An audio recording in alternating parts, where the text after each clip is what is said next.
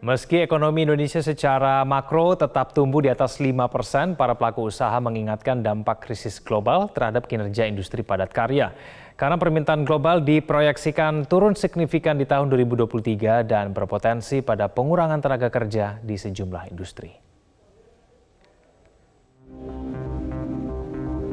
Meski sektor industri memberikan kontribusi terbesar terhadap pertumbuhan ekonomi kuartal ketiga 2022, para pelaku usaha mengingatkan dampak resesi global terhadap sejumlah industri padat karya dan potensi PHK pada tahun 2023.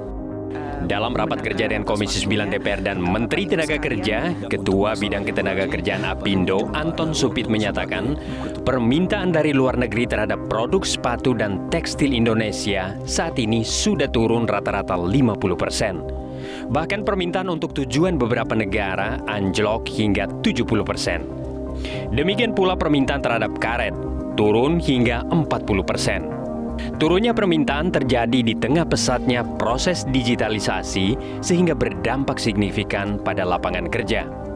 Memang investasi secara makro itu naik dari segi angka-angka, tetapi kalau kita lihat penyerapan tenaga kerja yang melalui BKPM, kalau beberapa tahun lalu rasio 1 triliun masih mempekerjakan 3.000-an orang lebih, sekarang 1 triliun kira-kira 1.000 orang lebih. Jadi ini memang tantangan kita ke depan. Untuk mengurangi dampak tekanan global terhadap kinerja industri dalam negeri, khususnya industri padat karya, Wakil Ketua Umum Asosiasi Pertekstilan Indonesia, Anne Patricia Sutanto, meminta pemerintah dan DPR untuk memperjuangkan sejumlah rekomendasi industri. Antara lain penindakan tegas terhadap perdagangan baju bekas impor, keberpihakan pada UMKM pemasok tekstil domestik yang terhimpit serbuan TPT impor, kebijakan suku bunga yang positif terhadap industri, dan fleksibilitas jam kerja buruh dari 40 jam menjadi 30 jam per minggu.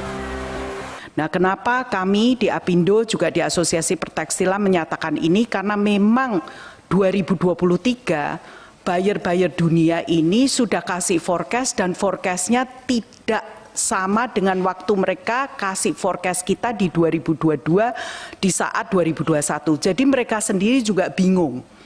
Karena demand-nya itu sebenarnya saat ini masih oke, tapi makronya dunia itu tidak oke di 2023. Meski ancaman global menekan sejumlah industri, Menteri Tenaga Kerja Ida Fauzia mengingatkan para pelaku usaha tidak menggunakan isu resesi untuk melakukan PHK. Menaker berharap dialog harus tetap dikedepankan sebelum memutuskan PHK. Tim Liputan Metro TV.